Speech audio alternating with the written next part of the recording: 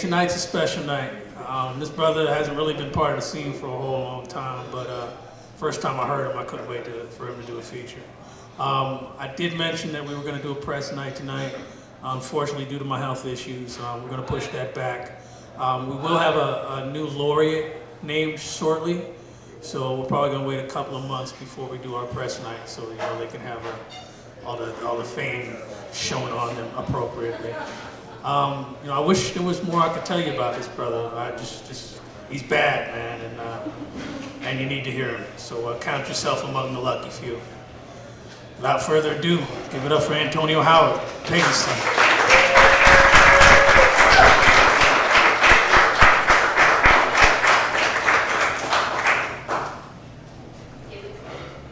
My name is Antonio Howard. I'm Peggy's son. I often introduce myself as Peggy's son because growing up, I put my mother through a lot of heartache. So everything I do positive now, I try to lead with her name. So, I appreciate what C said about me. I don't know about all that though. But, first piece I'm gonna do is called Semantics. I wonder if the black silhouette he targets at the gun range influences the way he views the silhouette of my blackness against the backdrop of white flight while policing my neighborhood. Or if the furry, brown woodland creatures he learned to hunt as a child is what he envisions when he observes me in my natural habitat before giving chase. The politically correct answer is no, because I'm not being hunted. But if I run, I'm shot. If I don't, I'm caught, trapped, perhaps for my fur, perhaps for something worse.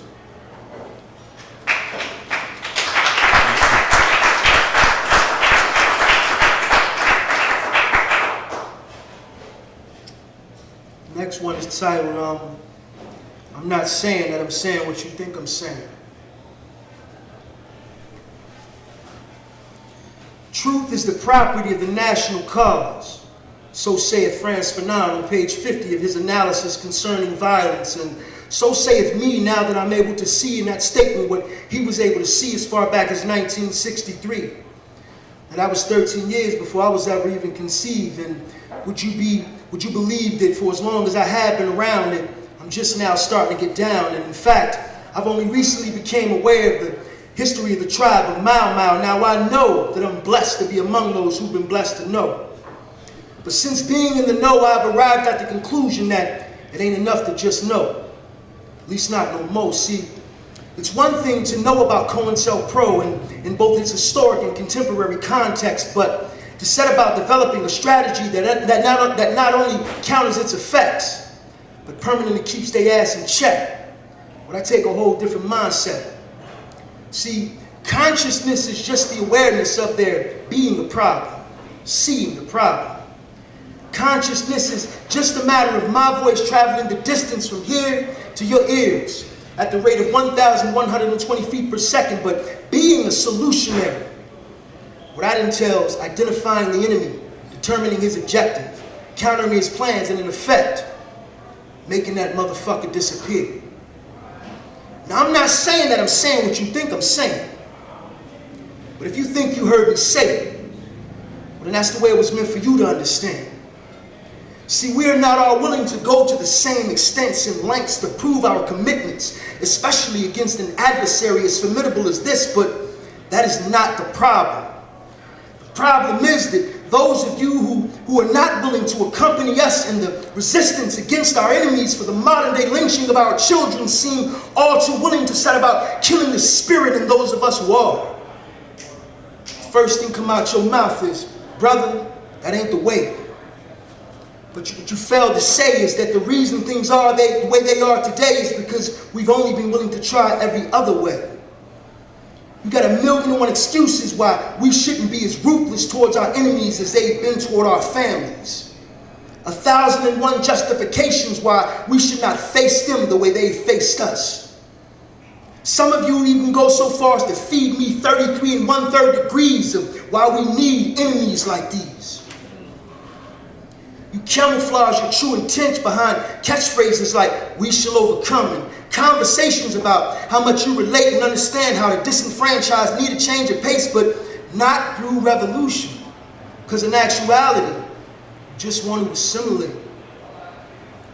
See, you don't want to be free. You want to be free to fuck freely. I think Nelly may have articulated your position, having painted a clear depiction of the direction in which you intend us to end up moving in when he said, and I quote, let me in that, let me in that. Bill Gates, Donald Trump, let me in that. Now I'm not saying that, I'm saying what you think I'm saying. But if you think you heard me say it, well then that's the way it was meant for you to understand. See, we are not all willing to go to the same extents and lengths to prove our commitments, especially against an enemy as formidable as this. But that is not the problem. The problem is that those of you who are not willing to accompany us in the resistance against our enemies for the modern day lynching of our children seem all too willing to set about killing the spirit in those of us who are. Oh, and you religious type cats, y'all just take the cake. See, like I could take a Quran and show you where it reads, the sacred month for the sacred month. And retaliation is allowed in sacred things. And I guarantee you, one of you non-Salam giving non-Muslims try to convince me that that don't mean what it means. So you can keep your ambiguous scriptures, keep your zakats and keep your prayers. If you gangster, then say you gangster. But if you scared, say you scared. Now, I'm not saying that, I'm saying what you think I'm saying. But if you think you heard me say it, well, then that's the way it was meant for you to understand. See, we are not all willing to go to the same extents and lengths to prove our commitments, especially against an adversary as formidable as this, but that is not the problem. The problem is that those of you who are not willing to accompany us in the resistance of our enemies for the modern day lynching of our children seem all too willing to set about killing the spirit in those of us who are. You can even hear the sounds of gunfire in the background.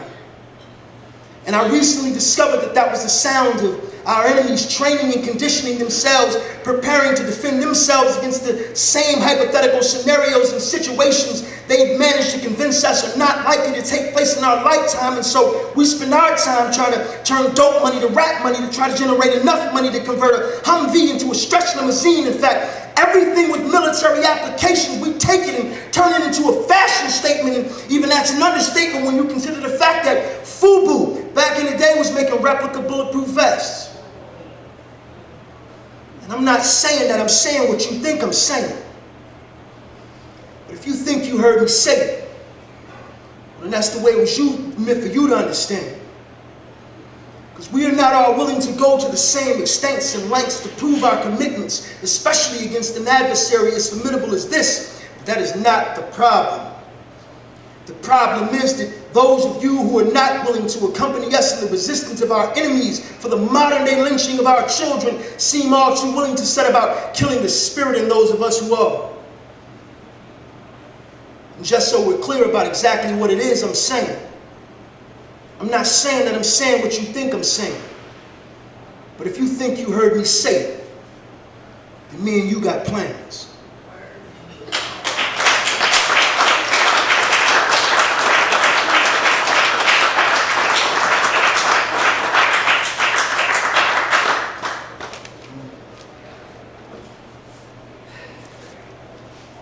This is kind of a drastic deviation from my ordinary energy based upon last week.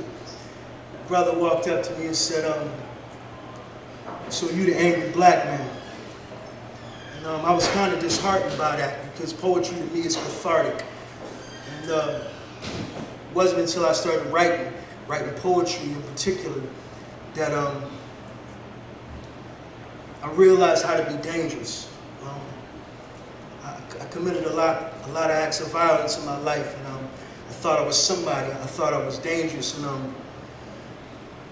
gave a speech once in an auditorium of a prison, and they locked me up right afterwards. And I discovered that when you're able to articulate the feelings of the masses, And that's when you really become dangerous. And I discovered poetry, and I wanted to be dangerous. And now I'm a bad motherfucker.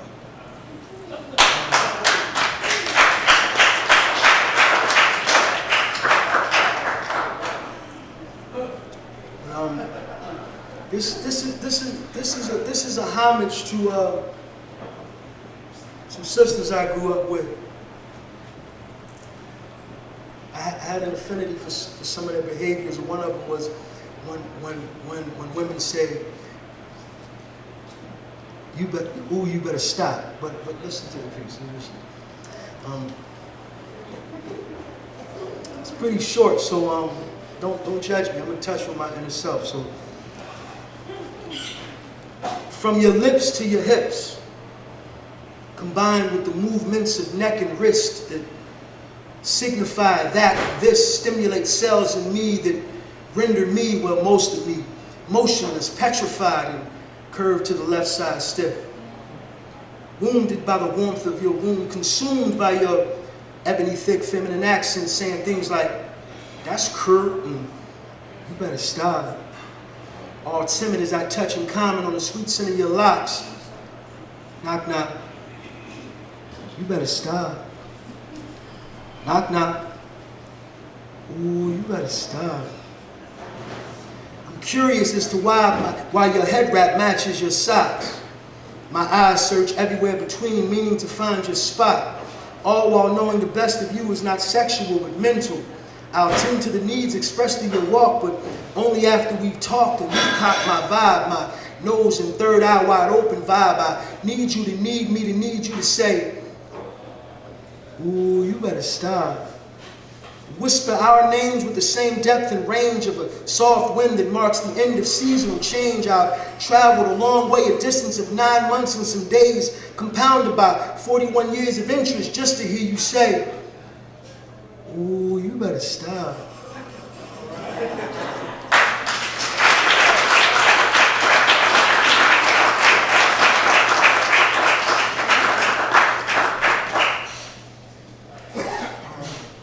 This is another one from my softer side. So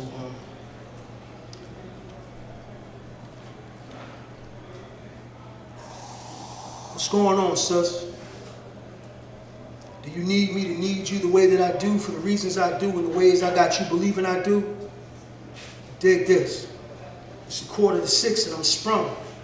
My tongue is strung out on your scent, and all we did was kiss, and we did that from a distance through the pages of 3-day-old intimate sentiments that I sent and you sent and signed your soul mate since your life mate had already been found. Oh, what I would have said or could have said if only sound traveled faster than the time it took for him to realize what I've surmised as a matter of heartbeats after my eyes aligned with your eyes and eyes sprung and my tongue is strung out on your scent, and all we did was kiss. We did that from a distance through the pages of 3-day-old intimate sentiments that I sent and you sent, and I spent hours at a time reading between the lines, hoping to find a lifeline outlined in the written rhythms that don't necessarily rhyme except in my mind, and all because I'm sprung and my tongue is strung out on your scent, and all we did was kiss. We did that from a distance through the pages of 3-day-old intimate sentiments that I sent and you sent, until what you meant and I meant was no longer confined to hints and suggestions and no more promises of innocence and platonic intent. And damn, you got me all tense and sprung, my tongue strung out on your scent, and all we did was kiss. And we did that from a distance through the pages of 3-day-old intimate sentiments that I sent and you sent, and I responded to with the sounds of neo-soul played in the background. What about the leaves on trees? Sent me on a spiritual journey not far from nowhere, but even closer to somewhere. And it was there I learned how I ended up sprung and why my tongue was strung out on your scent when all we did was kiss. And we did that from a distance through the pages of 3-day-old intimate sentiments that I sent and you sent. And it was the way you touched me when I imagined you touching me The heat from your palms disarmed me and calmed me and won my trust through the wisdom in your name, which contains the essence of the sin I tasted when we kissed from a distance, through the pages of 3-day-old intimate sentiments that I sent and you sent and we've been sending ever since. And damn, I'm all tense and sprung and strung out on your scent, and all we did was kiss.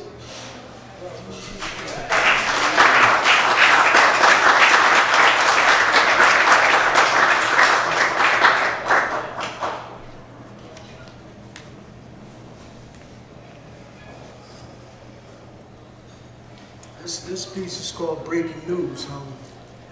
It's pretty much self-explanatory. Yesterday, a man was murdered by police. Admittedly, when I initially became aware of it, I questioned his identity. He could have been family for all I know. Fortunately, he wasn't. So fuck him. That's how I felt once his death became CNN's approved version of breaking news, appropriately named for its ability to consistently narrate news in ways intended to break the spirit. And I speak from nearly 30 years of broken spirit experience. I can attest to its effectiveness. I've even memorized the script. It goes something like this. Reportedly, he allegedly fit the description of a suspect accused of potentially being guilty of something. The one thing you don't want to be accused of in this country. And he was guilty of something. Just not that thing for which he was hunted. But you don't need to be when you run from police. They automatically equate fleeing with being guilty. Trust me. It's only been 6 minutes since his death, and already they've concluded their investigation, meaning they've acquired the information needed to begin the breaking process. Next, nearly 2.5 decades of a man's experience gets compressed into a space the size of a soundbite, a trigger phrase, former convicted felon. Former convicted felon. Suddenly his innocence is irrelevant. Former convicted felon. That's what they keep telling us. Former convicted felon. Unfortunately, that's all they got to say to break the bond. The bond between the community and its recently deceased. The rest is history. Past tense and his version of events. Breaking news.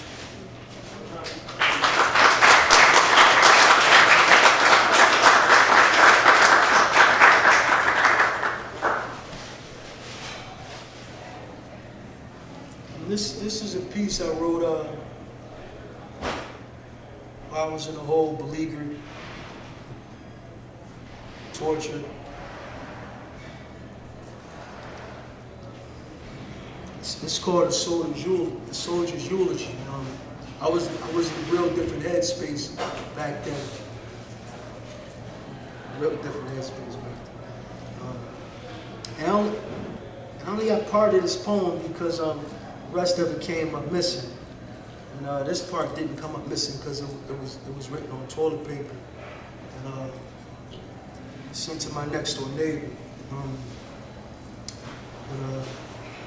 It's called a soldier's eulogy.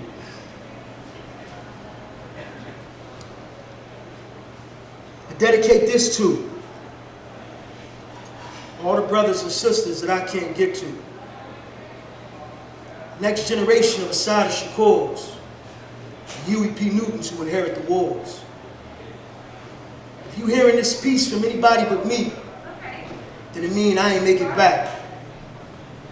But wherever I am is where I took my stand, because the plan required that. And I just wanted you to know exactly who I was and the basis of my beliefs. And that I did what I did for hours to his, because they was trying to do it to me. And I struggled with that decision. Don't let nobody tell you no different. But it all came down to this. Either you live on your knees, or you down on your feet. And kneeling just wasn't for me. And it wasn't because I was brave or I had a heart this big or or that I was different from everybody else. I just got tired of waiting to be saved and praying for better days. So I decided to save myself. Now I can imagine what the media is going to tell you about me, and what the police will try to put in your head. But despite all of their shit, don't you forget why I told you I did what I did. Because there's going to come a point in your life you're going to realize that my life couldn't have been much different from yours. And that the struggle I fought was the same struggle being fought by brothers and sisters before. But the ironic thing about this whole fucking thing is that only some of us know we're at war. And the ones that do is the only ones that you can depend on as your shield and sword. They're gonna be there when you don't know it, and on your square when you ain't on it. Most important of all, the people ain't gonna tell you, and most historians fail to, is that most of us been behind the wall. And that ain't the half of what they gonna keep to try to make you think that somehow we was all bigger than life, and that you ain't got nothing in common with the people they claim to honor when you decide to stand up and fight. But don't be discouraged for a minute, because as soon as you start winning, you mark my words on this, and the same motherfuckers gonna be claiming you struck a nerve and wanna convert to your shit.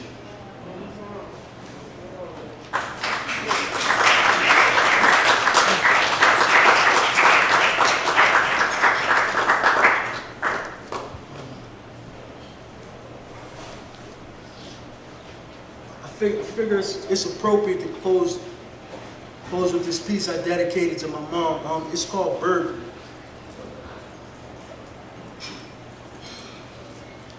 I once thought the worst names to be called in prison were rapist, homo, child molester, and snitch. But I've discovered another. Burden. B-U-R-D-E-N. It lacks the degree of negativity associated with the others, but it's the only label I've ever had to contend with, and therefore the worst. I've never lived in fear of the self-appointed enforcers of prison social pecking order, but my fear was no less palpable. The fear of being ambushed by the sound of my mother lamenting. The fear of her having to choose between accepting a phone call she can't afford or affording me the opportunity to beg for more money. There were times I hated me for having a mother who loved me. A mother who cared more about my safety than her own.